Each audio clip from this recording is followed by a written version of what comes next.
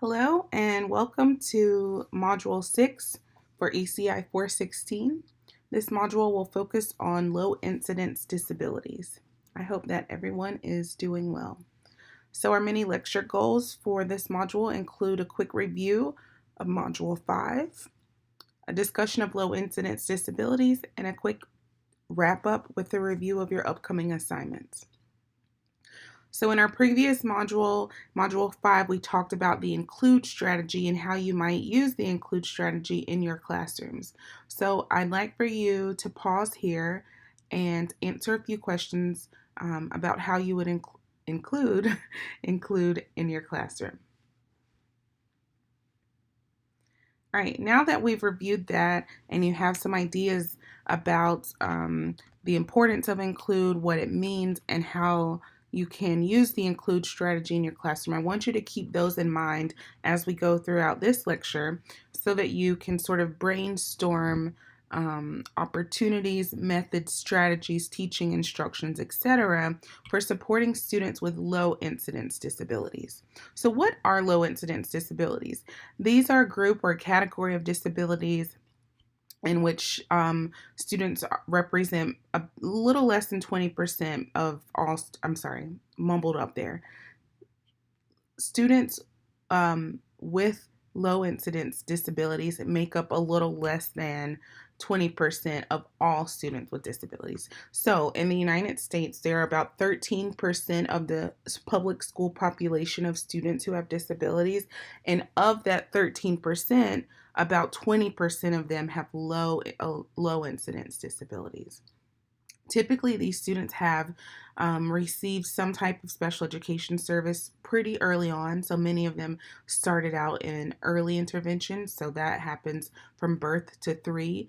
Most of the individuals or students in low incidence disabilities get services pretty early on. And it's important to understand that students with low incidence disabilities have the same type of attention from, or need the same type of attention from teachers as other students. So, sometimes they have additional support needs, but it's important to remember that they need the same level and same types of attention. So let's think here about some of your perceptions or even perhaps misconceptions about low incidence disabilities. What have you heard about low incidence disabilities? What are some perhaps myths or facts that you know about low incidence disabilities? Take a moment to type those in here. All right, so I've been throwing this term around and you're probably still saying, well, Dr. P, what exactly are these categories? So we will talk through those now.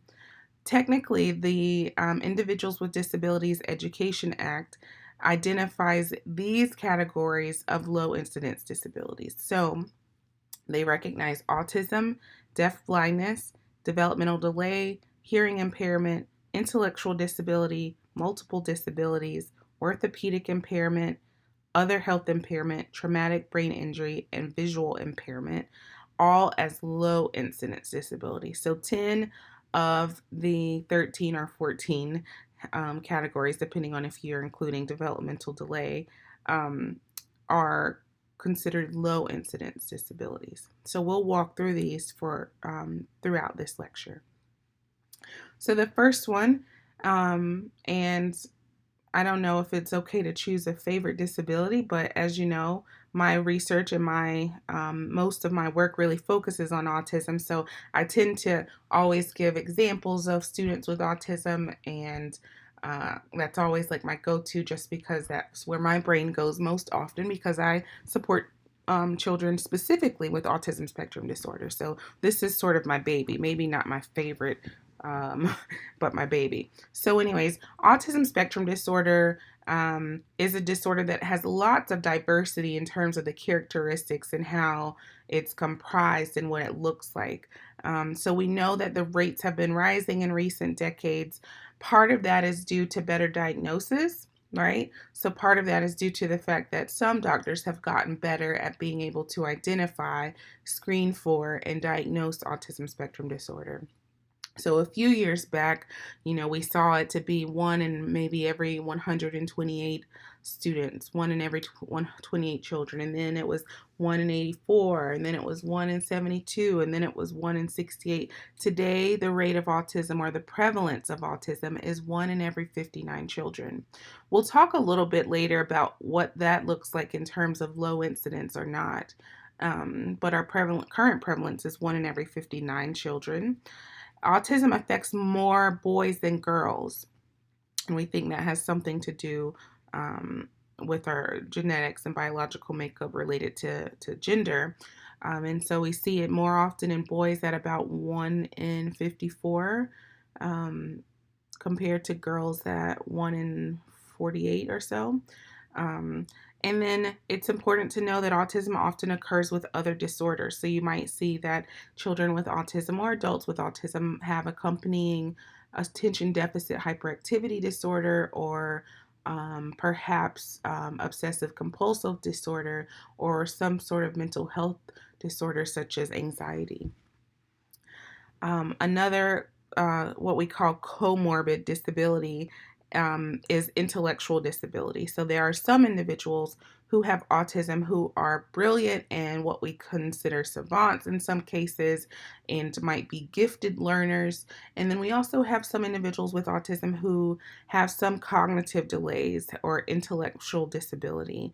And so, in this case, again, it's a spectrum disorder. So there are people who are all along the spectrum and who have varying levels of need in that regard. So these are a few characteristics.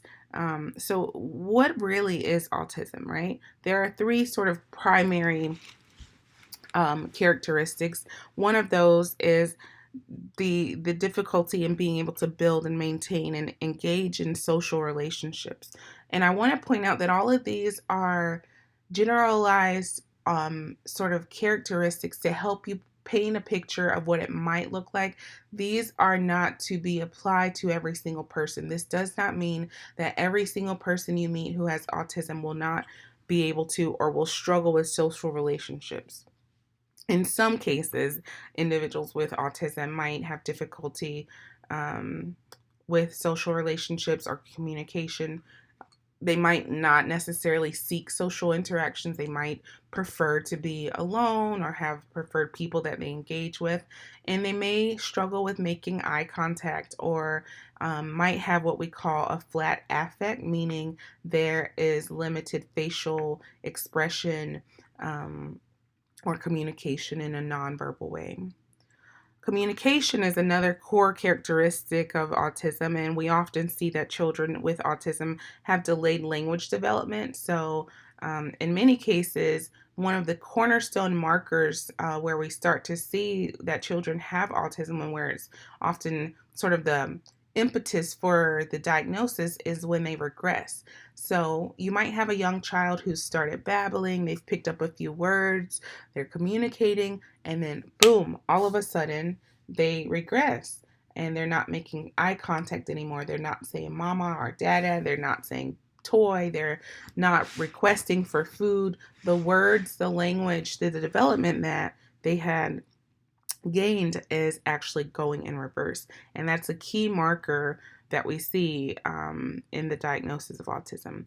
So we know that it usually we can diagnose as early as 18 months. And so that's around that age when we start to see those things happening. Sometimes that lets us know that there's a possibility for a diagnosis there. Another point related to communication is that some individuals with autism also have echolalic speech, and this means that they essentially echo what you say. So you might say, "Good morning, Joshua," and this child will say, "Good morning, Joshua," instead of saying, "Good morning, Dr. Pearson." They literally echo what you say. Again, these are generalizations that should, in fact, not be generalized to every student, but it gives you an idea of what might possibly be the case. Other characteristics include student interest. They might have a narrower range of interest than other students. So they might, many people or students with autism have, that one specific thing that really rocks their world. So you've probably seen some examples of this, like with trains, or airplanes, sort of almost an obsession with one particular type of object, toy, activity, etc. And so their interest might be limited in that regard. But the cool thing is that you can use this as a tool to foster relationships, right? So building relationships with other kids who have interest in airplanes or trains and trying to create opportunities for communication.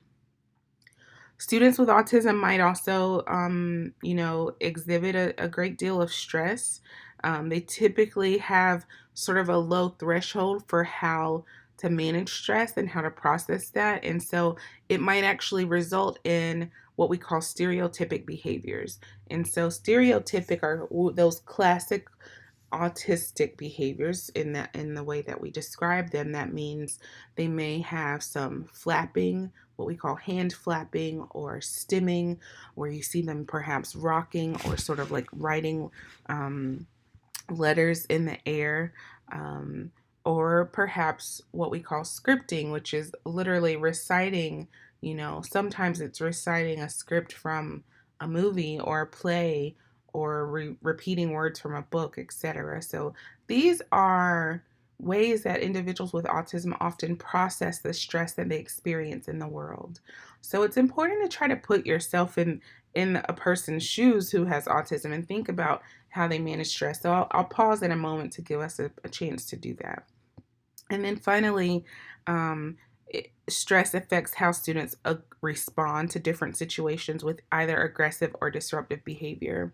So, one point here is that all behavior is communication, right? And because students with autism sometimes struggle with communication, it can be very frustrating for them to try to communicate their needs, right? So, in in order to communicate their needs, they engage in behavior. If you don't have the verbal ability to tell someone that you are hungry, then what do you do to tell them you're hungry? Maybe you hit them, maybe you kick them, maybe you scream, maybe you cry, right? Babies cry when they either need to be changed or fed or coddled, etc. So, children with autism often find adaptive ways to communicate, i.e., behavior, that may or may not be positive. And so we'll talk more about how to manage behavior. But this hopefully gives you a fair idea of what autism spectrum disorder looks like.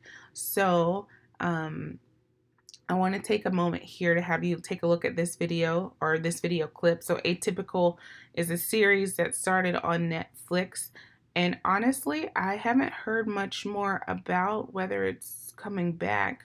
Um, Maybe I can give an update as we go throughout the semester and kind of figure out where they are with this and if it'll be renewed. But this is a quick clip that you can see, which actually includes a teenager on the spectrum. I know some of you may be interested in working with younger children, so feel free after you watch this clip to also pause and look at other shows or movies that include a character on the spectrum to get a better idea of what that might look like in your classroom. So before we jump on to instructional supports after you finish the video, I would love to hear any of your reflections about that. So please type those in the box as you're watching.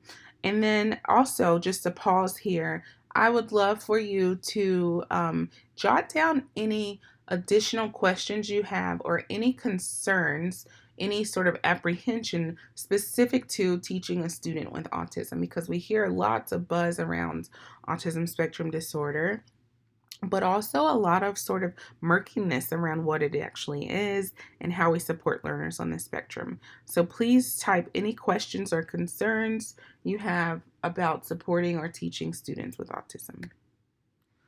And then hopefully some of these instructional supports will actually answer your questions. And if not, I'll be sure to respond to those directly. So one of the things is responding to student behavior.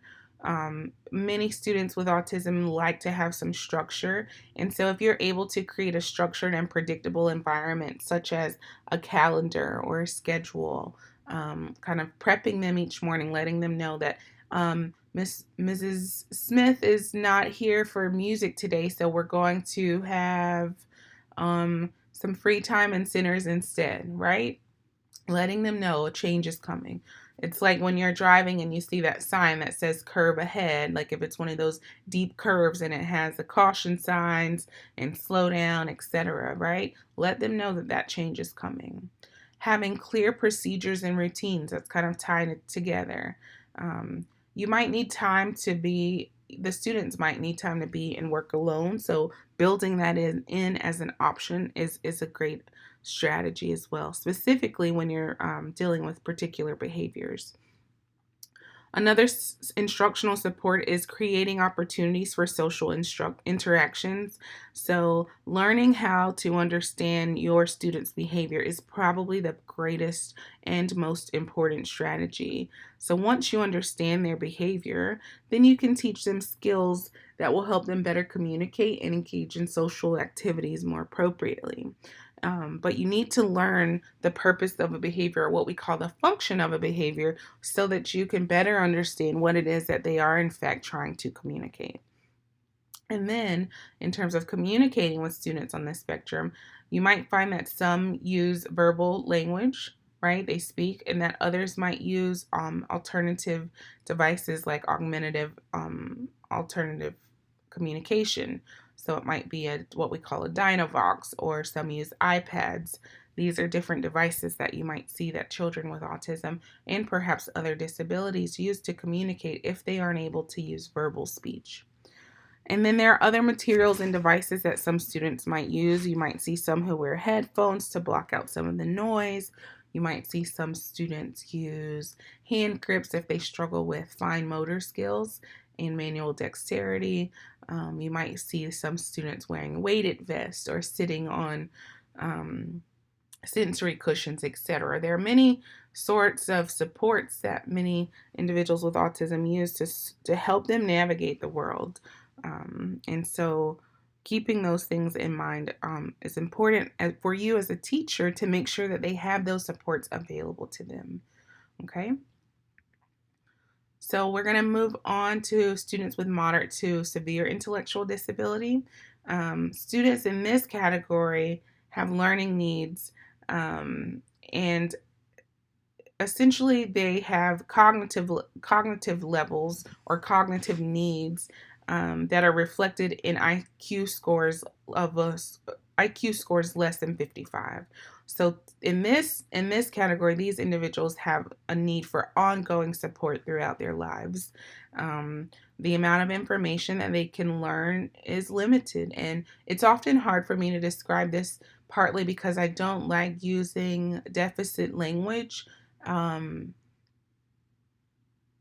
yeah, I don't like using the deficit language, but it's also the reality of this particular disability and this level of cognitive disability. So this is, moderate to severe, which really means that these individuals learn at a slower rate.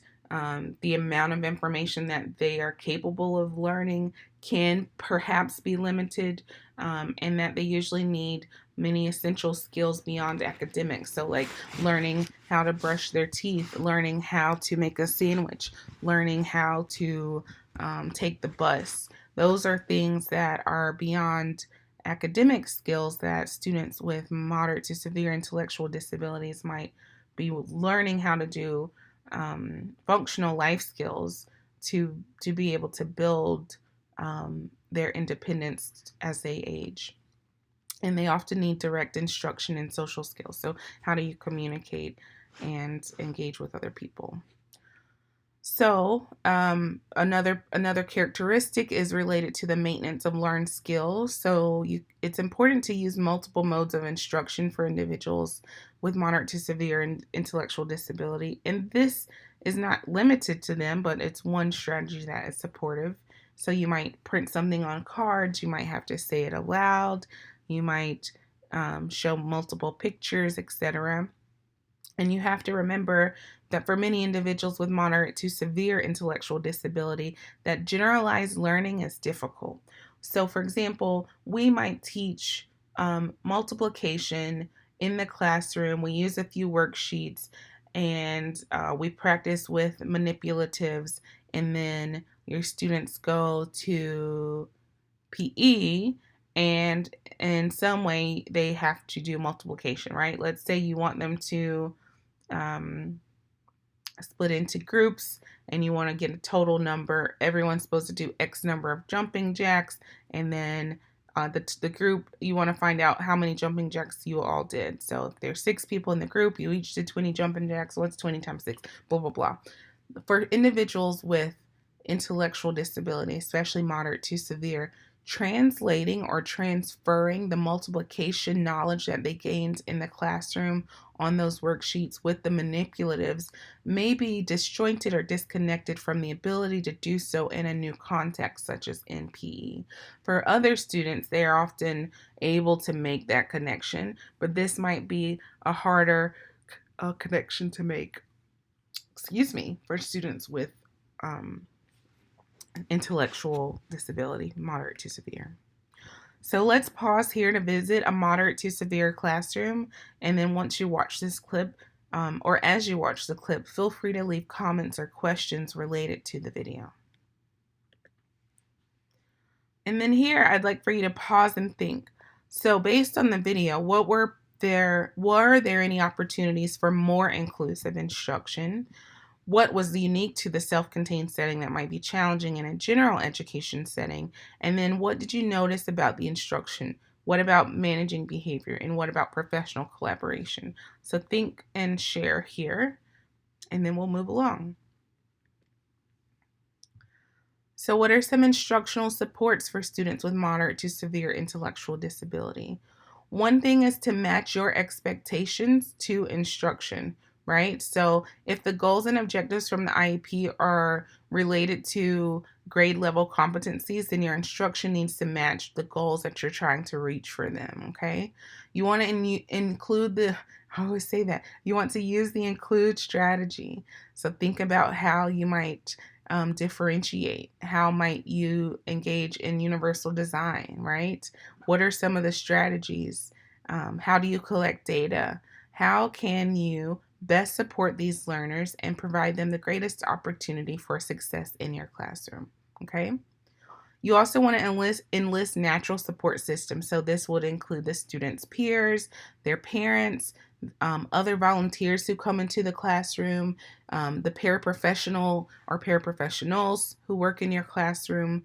Any natural support system that can better support your learners is always a critical and I would argue welcome support to bring into the classroom if possible. It's very important to collaborate with families as well. For individuals with moderate to severe disabilities, their communication, again, can sometimes be limited. But what's important to note is that families have so much more information about these students than often we do, especially if you are in a new school or if you're a kindergarten teacher or a 6th grade teacher where you're getting brand new students to you. Families are going to be that primary source of information.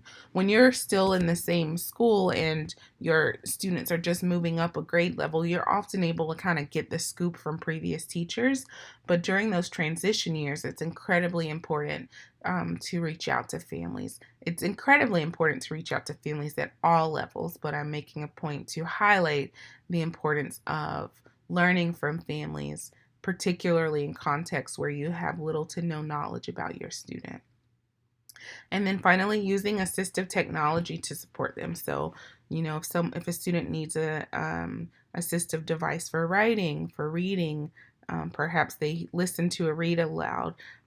If you have an IQ less than 55, they are very, very likely to struggle with and/or perhaps not be able to read at all. So that's something to note there. So I'm trying to sort of paint the picture of what you might expect or think about in that regard. So moving along, and just to back up there, because I didn't include an example, we think about movies like Forrest Gump had an intellectual disability. I'm trying to think of some others. People have talked about like Radio in the past. We think he actually really had autism, but back in the day, there's some confusion about the two. And because you can have autism and intellectual disability, they're often conflated or misunderstood. But the cognitive level of radio, I would say, is more associated with an intellectual disability, although he does display some of the characteristics that we see in individuals with autism. So that gives you a little bit of an idea of what I'm talking about when I say moderate to severe, but it could even look more different than that.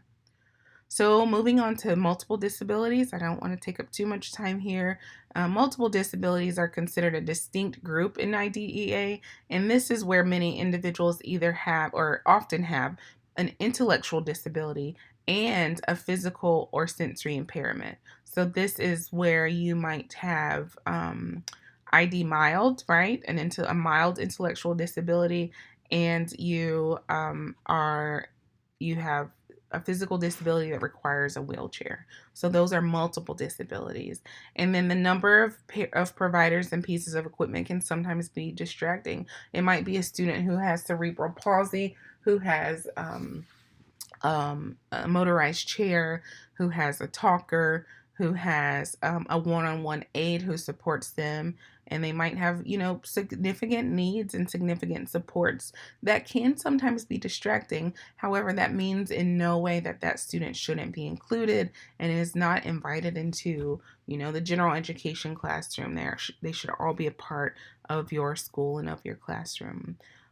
It might be a little bit challenging to engage in communication or to understand, but it's our duty, as a teacher, to work to understand them and to find a method of communication that works for all of you, and also to teach your other students about empathy, kindness, and understanding as you work with individuals with multiple disabilities. So let's take a quick break here. I've been talking at you for quite a while.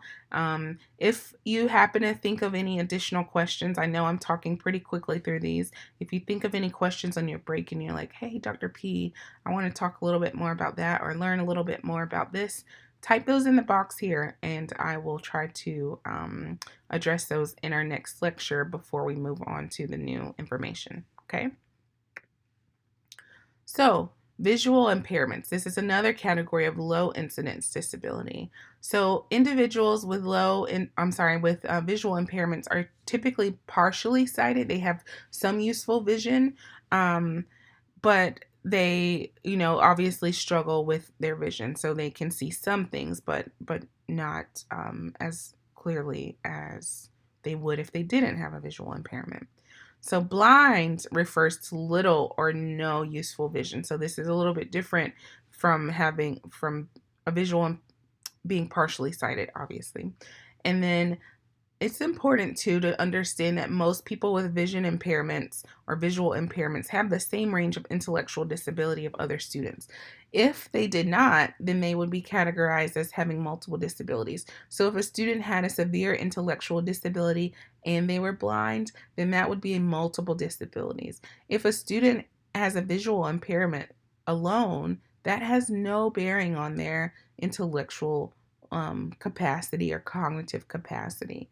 Now, there may be adaptations that are needed or supports that are needed to help them learn information in the same way, but that doesn't mean that they can't. That means that you, as a teacher, need to work on building strategies to help them gather the information in the same way or as best they can to support their learning in the same way that you're doing for other students, right? So, if you're writing spelling words on the board for a student who has limited sight and all of the rest of your students can see, well, that's not going to work, right? So what can you do for the student who or students who have vision impairment? So this really requires a lot of thinking, a lot of adapting on the teacher's side, because you have to really be able to support your learners. Some students with vision impairments have varied social and emotional development skills, and this is often just a reflection of their frustration with their environment and our ability to adapt and support them in different environments. So, what are some instructional supports? It's important to apply universal design, right? So this is what I was kind of hinting at just a moment ago, making sure that your instruction is wide enough to capture the entire audience. If every student in your classroom is not learning, you need to change your instructional design, your strategies, right? Make some time for expanded core curriculum. Provide more orientation to the space and mobility. So having classroom arrangement thoughtfully and carefully planned out is critical. Modifying your teaching, right? So using high contrast materials that help them to see more clearly, using really explicit directions for things that they aren't able to see, and providing additional time. These are pretty simple accommodations that you can make as a teacher to support a student with visual impairment.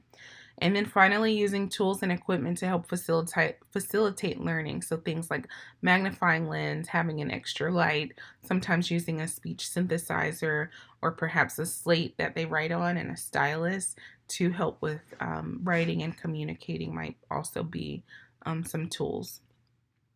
So these are a couple of examples of ways that we could accommodate students with disabilities, particularly students who have physical disabilities here. So you see the young child in a wheelchair, you see the ramp that's a part of this building here. And so you want to think about other ways that you could accommodate a student with a vision impairment or with a physical disability, for example. And you see that this student in the chair is sitting really close to the teacher.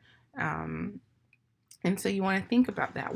How might you adapt your classroom to better support learners with visual or other disabilities? So we'll also talk quickly about hearing impairments. In this case, your learners often are not able to hear well enough to use hearing as their key learning channel. So that means they're going to be using other senses, primarily using vision as their main mode of learning, right? And so usually age at the time of their loss is a factor in their speech, language, and potential development. And so it really just depends on at what point in their lives their hearing was lost. That will kind of help you better understand their level of language or speech. Students with hearing impairments are often impacted by not having many opportunities for incidental learning, because incidental learning is, where you're literally learning in the natural environment. It's sort of like an opportunity to practice or generalized learning that's already occurred in the classroom. And so this is hard because you're in the natural environment, and if you have a significant hearing impairment, there's a disconnect between the language that's required, or the language that's sort of output in that environment, and what they can receive as the input. If they're deaf, right, then they can't process any of this linguistic information at all. And if they're hard of hearing, then they may have some residual hearing with hearing aids, but again, it might be pretty difficult to hear. So again, in terms of understanding students with hearing impairments, you should know that they often have the same intellectual range as others. And with appropriate tests, we can determine this. However, academically, they're at a disadvantage because they're not receiving the information in the same way. They, need lots of supports to receive the information and process the same information. And then socially, sometimes there may be either a lack of maturity, or there may be behaviors because of frustration with not being able to hear, which is very understandable in my opinion. So when you're teaching students who are either deaf or have hearing impairments, you should use speech reading. Use of speech reading requires facing the class, sorry. So you should use your speech in a way that is clear and articulate and available to all of your students. So you don't want to, this is a simple example that we all do a lot and you probably don't think about it. Think about if you're like teaching in the classroom and then you finish your sentence as you turn around to the board, right? And you start writing and you say, Jessica, what's 8 plus 4? And Jessica says, 8 plus 4 is 12. And you turn around and you say, that's right, Jessica, good job. And you write it on the board. Well, all the students who do not have a hearing impairment heard the last, 6 words of your sentence or whatever as you were turning around. Students with hearing impairments cannot hear you. If they're deaf, they cannot hear you. And if they're hearing impaired, it may be extremely difficult. Well, they work to read your lips, right? So if you're already turning your back to them while you're still speaking, that puts them at a disadvantage. So that's a really simple example of something you would want to do to make sure you are providing an inclusive environment and that you're using universal design so that all of your students can learn. Another related strategy is that you might sort of over enunciate with your lips. I know you can't see me right now, but I'm doing it just as an example. So, you might kind of over enunciate so that students can read your lips as well. You can allow students to sit close to you or near the front or, wherever it is that they need to be close to hear. You might use lots of visual aids to support their learning. You want to make sure that there's special safety precautions in place. So, fire alarms always have lights as well. So those are the things we need to make sure are always working. What are some other precautions that would need to be in place for a student who's deaf or hard of hearing? And then learning sign language would be a really great strategy that I would suggest. I think for anyone, honestly, it's great to know a few signs that you could use because then you can incorporate those in any classroom. But the really cool thing is that when you have students who use sign language, teaching sign language to all of your students, whether or not they have a hearing impairment, is such an inclusive strategy because then you all get to use sign language and it's not like, okay, we're using sign language with Amanda because, she has a hearing impairment. It's like, no, we're using sign language in my classroom because it helps us all to learn, right? So thinking about that as another strategy. And then here are some additional tools. I know this lecture is getting long, so I'm not going to walk through all of these, but these are ways that we can support students who are deaf or hard of hearing, and you can read more about these in your chapter this week. Orthopedic impairments include things like cerebral palsy. So this is usually a brain injury that occurs either before, during, or after birth. It affects motor coordination in limbs, and it's actually the largest group with rising numbers in this particular category. This is a little outdated though, and I would probably argue that autism is even higher than CP at this point.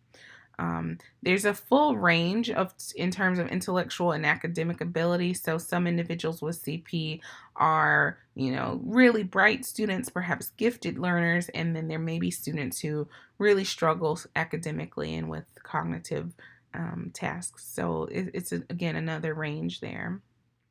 Other orthopedic impairments could include spinal cord injuries, which results in severe damage and perhaps paralysis. And so these may be students who are in wheelchairs or in motorized devices.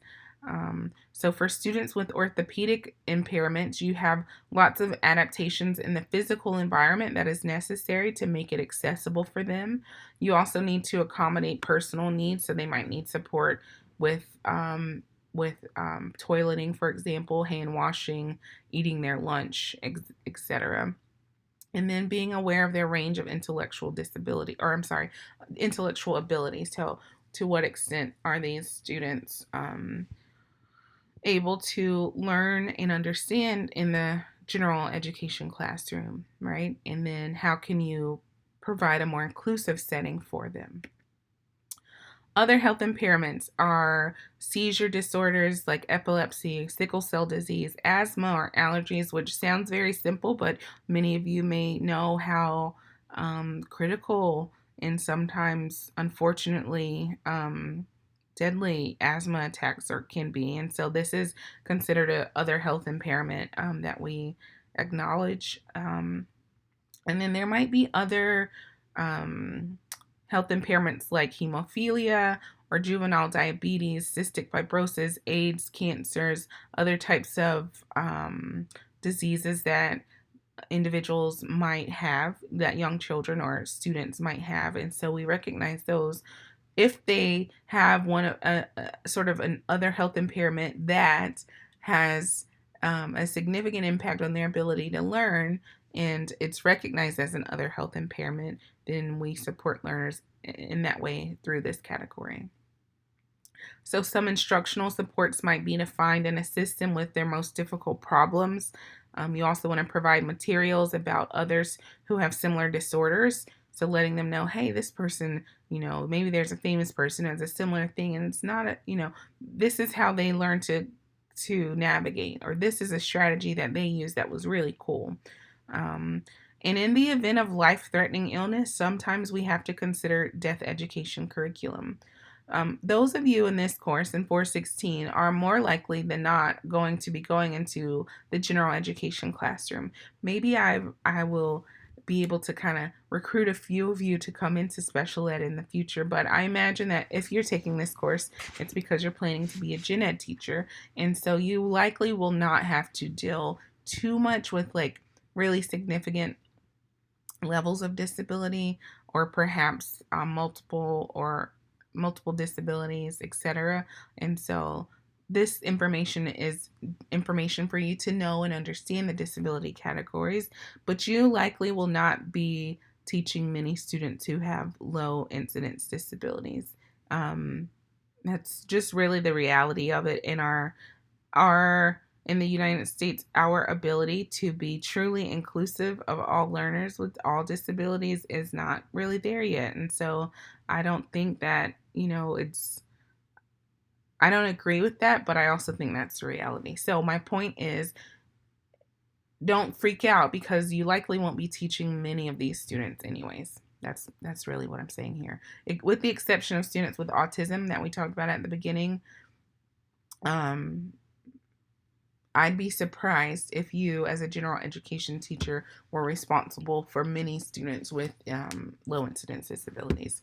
So, the next point is related to considering deaf education curriculum. So, this might be for someone who has a really significant medical impairment or health impairment, and you have to sort of prepare your students' peers, your classroom, and really have a conversation about what that might look like. And it can be a very challenging task, and that's something you would definitely get support with from your administrators, from social workers, from other specialists who can help you navigate that if that ever comes to your classroom. But it is a reality of teaching, right? It's a part of the circle of life for all of us. So understanding that death is not excluded from the classroom is a hard pill to swallow, but a reality that we have to keep in mind. And then finally, working closely with families, as always, is another really important strategy related to health impairments. And this is really critical too, because things can change drastically over the weekend, or if it's a student who has really severe diabetes and their numbers have been all out of whack, and you need to know that while they're at school, whatever it is, you really want to make sure you're communicating clearly with family members.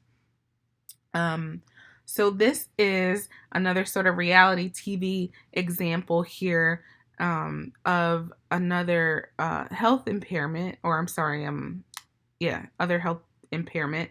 And this is Allie, and this is from Teen Mom. I will admit this is sort of one of my guilty pleasures, although I haven't watched as much lately. It really started because this is so trashy, but it really started because I went to high school. Well, I went to the same high school that one of the teen moms went to, Janelle, and she graduated with my younger brother. So she had been on Teen Mom for several years. And back in the day when she first came on, I started watching, and I've sort of continued to follow them throughout the years. So anyways, I don't watch as much anymore, but just point is, don't judge me. This is my trashy TV. But there are some opportunities for learning here, because this family, I think Allie is the right name. I forget the mom's name, but they're from Teen Mom, and she actually has muscular dystrophy. So this is one of those disabilities that would fall in that other health impairment category. And if you click on Let's Take a Look, that'll show you one clip where she's describing to her what muscular dystrophy is. And then if you click on clip 2, you'll see another clip where she's kind of talking about their experiences and what her frustrations are with the school. And so I'd love for you to take a look at that and then think about um, your reflections on that, right? What impact do you think that's having on the family? And then what are your reflections in general on the video? Okay.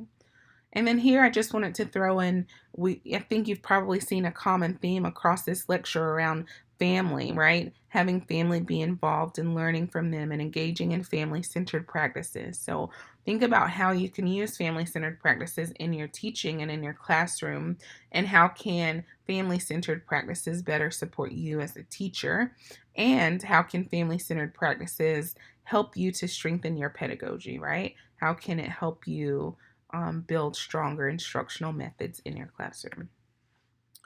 So moving on to traumatic brain injury, I think this is our last one. TBIs happen often because of trauma to the head from some external physical force. So we see lots of these in football. We see some of these in riding without helmets. We see these in car accidents. So it's some external physical force that causes trauma to the head. It's actually the leading cause of disability and death among children, especially for young children who are like doing um, sort of high impact activities without head protection, without helmets. Um, Individuals with TBI can look the same. Their appearance may very well be the same as it was before the injury, but they have a very different brain, right? And they could have varying energy levels that are extremely high one day or very low the next day. They might have difficulties with processing and learning. They might have physical support needs that are different than before they had the TBI, and they also might have social and emotional difficulties that are a result of having a traumatic brain injury and how that has impacted their learning.